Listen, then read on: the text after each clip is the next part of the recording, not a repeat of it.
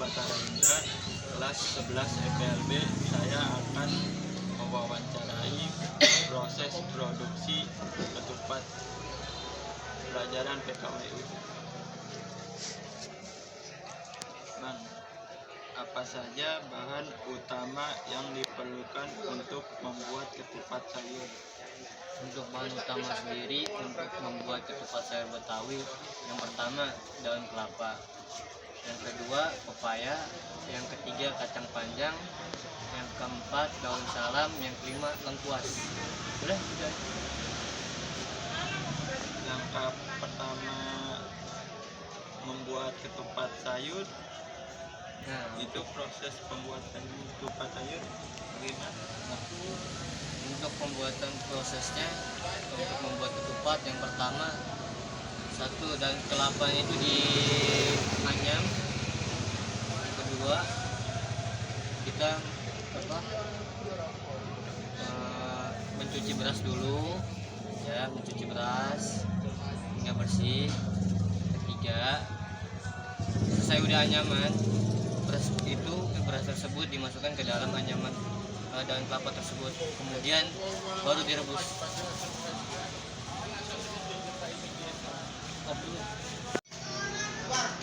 Apa jenis beras yang digunakan untuk membuat ketupat? Untuk membuat ketupat sendiri, beras yang biasa dipakai oleh orang Betawi biasanya itu beras perak. Mengapa beras perak? Karena teksturnya itu lebih berbeda daripada beras pulen.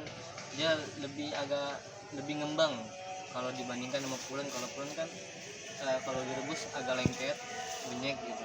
Jadi yang lebih tepatnya biasanya beras perak. Bang, kalau bagaimana cara membuat santan yang lezat untuk sayur ketupat? Untuk santan sendiri, kalau kita mau bikin sayur ketupat yang enak, santan pertama itu kalau bisa dibikin kental dengan sedikit encer, karena perbandingannya kalau bisa 2:1. Jadi kentalnya lebih banyak, encernya lebih sedikit. Itu untuk santan itu. Bang, kalau apa saja bumbu yang digunakan dalam kuah sayur ketupat dan bagaimana proses menumisnya? Untuk bumbunya, yang pertama ebi, yang kedua udang rebon, yang ketiga kacang tanah, yang keempat kemiri, yang kelima ada cabai. Udah, itu aja. Dan untuk proses membuat bumbunya itu, yang pertama kita cabai dengan ebinya itu direbus dulu hingga matang.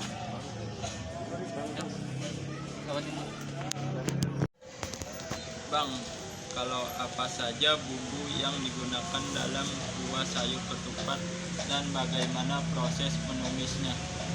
Untuk bumbu ketupat sayur sendiri, yang pertama adalah udang rebon, ebi, kacang tanah, kemiri, terus ada cabai.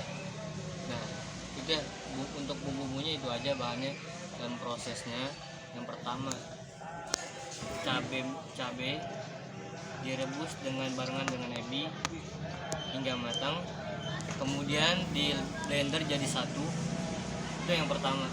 Yang kedua, kacang tanah, kemiri sama udang rebon itu ditumis, diongseng doang, diongseng hingga matang, sampai matang. Kemudian itu semua kayak kacang tanah, udang rebon sama kemiri diulek hingga halus. Kemudian udah kelar semua, dijadiin satu dalam suatu wadah, kemudian diaduk hingga merata. Dan untuk proses menumisnya sebenarnya gampang.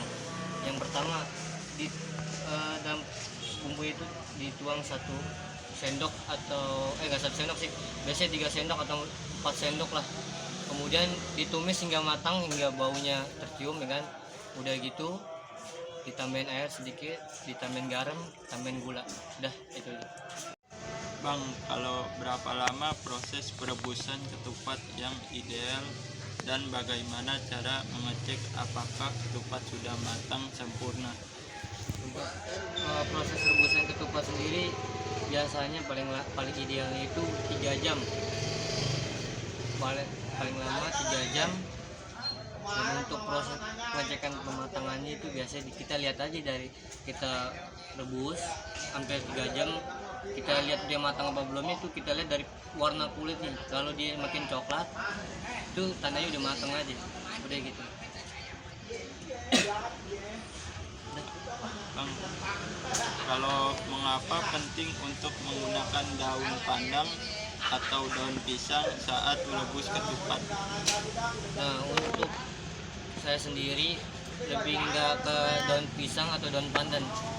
Biasanya kalau saya sendiri tuh biasanya pakai daun kelapa, biar lebih lebih gede, dia lebih enak lah. Kalau biasa orang Betawi tuh biasanya emang orang Betawi kan dari daun kelapa kan. Itu aja sih alasan.